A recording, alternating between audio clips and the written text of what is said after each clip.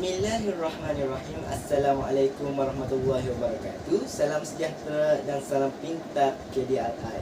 Sebelum kaki saya mengorak langkah menyampaikan sebuah syarahan, izinkan saya perkenalkan diri saya terlebih dahulu. Nama saya Muhammad Syamil Aiman bin Muhammad Sejuti dari unit Bahasa Melayu 5. Sebelum itu, segala penghargaan saya ucapkan kepada Dr. Ruhaiza binti Muhammad Fazil dan Dr. Hajah Suryani binti Mak Nur, pensyarah bagi kod subjek PASP 1042, iaitu asas pengucapan awam, kerana banyak membantu saya dalam menyiapkan tugasan 3, iaitu persembahan individu. Baiklah, pada hari ini saya akan menyampaikan sebuah syarahan yang bertajuk Kafe Madani Melahirkan Siswa Insani bagi memenuhi tugasan 3 saya. Baiklah, terimalah syarahan saya. Kalau tidak kerana bintang, takkan bulan kelihatan tinggi. Kalau tidak kerana syarahan, takkan saya berada di sini.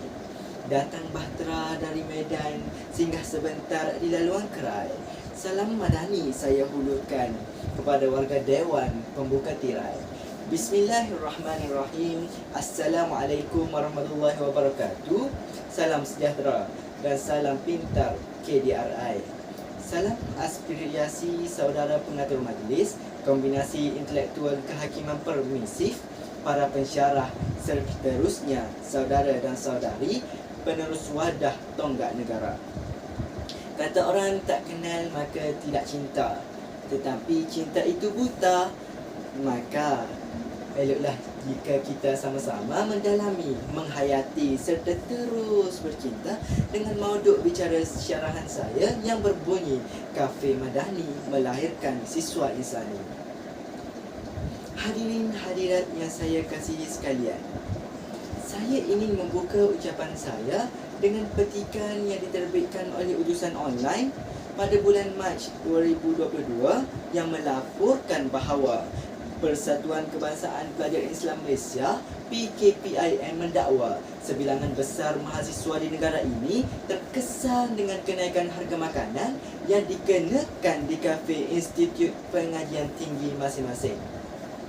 Kenaikan ini telah diperakui oleh Timbalan Presiden PKPIM, iaitu Muhammad Nazmi bin Abdul Rahim, berdasarkan hasil daripada tinjauan yang dilakukan selepas mahasiswa kembali ke universiti pada awal Mac yang lalu. Hadirin hadirat yang saya kasihi sekalian, langkah drastik mestilah diambil oleh kita dan pihak kerajaan dalam usaha mencari jalan penyelesaian dalam menangani kenaikan harga makanan di kafe IPT.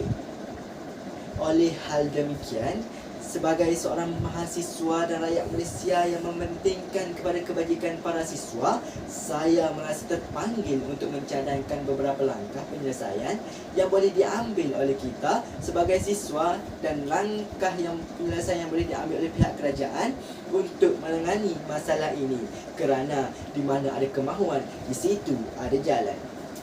Ini bertepatan dengan tajuk syarahan saya, iaitu Kafe Madani Membentuk Siswa Insani. Hadirin hadirat yang saya kasihi sekalian, bicara saya yang pertama, cadangan saya, adakah kita boleh mencadangkan kepada pihak pengurusan universiti untuk memantau harga makanan di kafe dengan lebih ketat? Itu merupakan cadangan saya yang pertama. Walau bagaimanapun, kita perlu memahami bahawa harga makanan di kafe juga dipengaruhi oleh faktor luaran seperti kenaikan harga bahan mentah dan kenaikan kos pengangkutan. Hal ini dibuktikan apabila melihat kepada sinar harian Indeks Harga Pengguna IHP Malaysia pada bulan Februari 2023 kekal pada 129.8 atau 3.7%. Kenaikan inflasi di Malaysia pada bulan Februari 2023 kekal didorong oleh restoran dan hotel, iaitu sebanyak 7.4%, dan makanan dan minuman bukan alkohol sebanyak 7.0%. Dalam pada itu, daripada 230 item makanan, sebanyak 303 item atau 88.3% telah merekodkan kenaikan harga. Namun demikian, pengawasan dan penyiasatan terhadap harga di kafe Institut Pengajian Tinggi tetap perlu diperketatkan. Sebagai contoh, Persatuan Kebangsaan Pelajar Islam Malaysia (PKPIM) dan mahasiswa lain boleh menyediakan jadual untuk melakukan penyiasatan dan pemantauan secara berkala ke atas harga makanan di kafe IPT. Hal ini bertujuan memastikan bahawa kenaikan harga di kafe IPT tidak melampaui batas dan memastikan ianya berlaku secara adil. Oleh itu, sudah terang lagikan bersuluh bahawa kita dapat menemui jalan penyelesaian sekiranya kita mencadangkan kepada pihak pengurusan universiti untuk memantau harga makanan di kafeteria dengan lebih ketat. Hal ini kerana pemantauan rapi yang dilakukan oleh mahasiswa akan dapat membantu isu kenaikan harga yang membebankan para siswa. Hadirin hadirat yang saya kasihi sekalian, bicara saya yang kedua, cadangan saya dalam mencari jalan penyelesaian menangani kenaikan harga di kafe IPT, kita sebagai mahasiswa boleh mempraktikkan gaya hidup yang lebih berjimat cermat dan bertanggungjawab sebagai jalan penyelesaian bagi permasalahan ini. Sidang Dewan yang dimuliakan, ini boleh dilakukan dengan cara membawa bekalan makanan dari rumah atau berkongsi makanan dengan rakan sebilik atau sekelas bagi mengatasi masalah ini. Dalam pada itu, usaha kita untuk mempraktikkan gaya hidup yang lebih berjimat cermat dan bertanggungjawab juga dapat diterjemah melalui penubuhan koperasi pelajar. Sidang Dewan yang dimuliakan, sebagai seorang mahasiswa, kita boleh menganjurkan penubuhan koperasi pelajar dengan cara menjual makanan dan minuman pada harga yang lebih berpatutan. Sehubungan dengan itu, koperasi pelajar juga boleh memberikan pendapatan tambahan kepada mahasiswa yang terlibat dalam pengurusan dan operasinya. Perkara ini sedikit sebanyak akan membantu para mahasiswa dari segi ekonomi dan kebajikan mereka. Sidang Dewan yang dimuliakan, hadirin sedar atau tidak, sebenarnya perkara ini secara tidak langsung akan membuatkan pengurus kafe merasa kafenya dibaikan dan menggesa tindakannya untuk menurunkan harga makanan di kafeteria. Oleh itu, jelaslah bahawa kita dapat menemui jalan penyelesaian sekiranya kita sebagai mahasiswa boleh mempraktikkan gaya hidup yang lebih berjimat cermat dan bertanggungjawab sebagai usaha mencari jalan penyelesaian menangani masalah kenaikan harga kafe di IPT. Kerana hendak seribu daya, tak hendak seribu dalih. Fikirkanlah. Hadirin yang saya kasihi sekalian, bicara saya yang ketiga, pihak kerajaan juga boleh berperanan dalam menangani masalah ini dan tidak hanya melepas tangan dalam membantras tentang perkara ini. Cadangan saya yang ketiga, pihak kerajaan boleh memperkenalkan inisiatif baharu dalam menghulurkan bantuan dalam menangani masalah ini. Namun, tidak dapat dinafikan lagi, pihak kerajaan telah pun merancang dan menggiatkan pelbagai usaha dalam menangani masalah ini. Salah satu contohnya ialah dengan memperkenalkan inisiatif seperti Menu Rahmah yang diperkenalkan pada 31 Januari 2023. Inisiatif ini bertujuan untuk mengurangkan kos sara hidup rakyat dan merendahkan inflasi makanan di luar rumah. Jadi, ini merupakan contoh yang terbaik yang ditunjukkan oleh kerajaan kepada kita bahawa pihak IPT juga boleh mempertimbangkan untuk melaksanakan inisiatif yang sama di kafeteria mereka.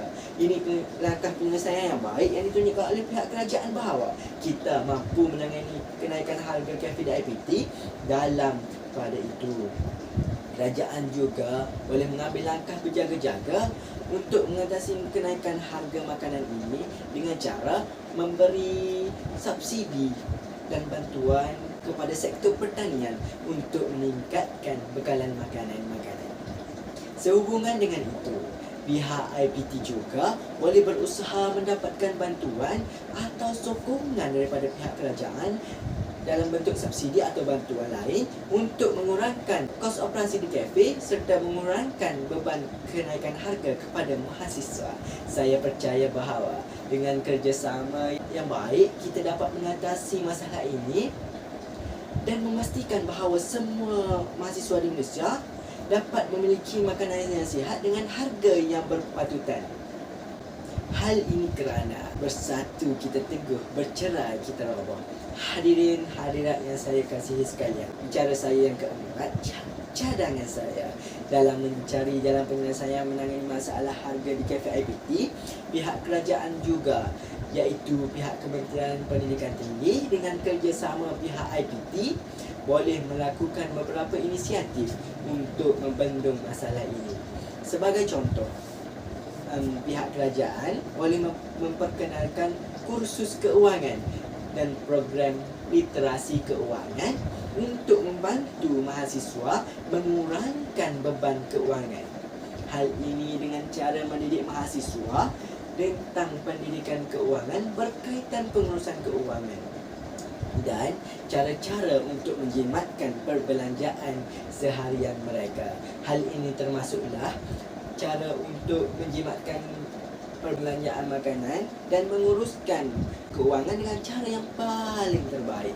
Dalam pada itu, kursus ini juga melibatkan kempen penyusunan keuangan yang bertujuan untuk mengajar mahasiswa tentang kepentingan menjimatkan perbelanjaan.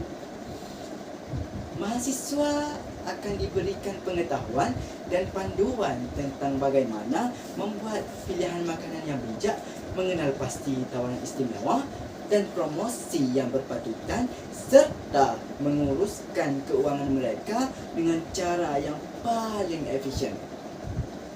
Program ini juga dapat melibatkan pengenalan kepada aplikasi atau alat pengurusan wang yang dapat membantu mahasiswa dalam membuat perancangan keuangan yang baik.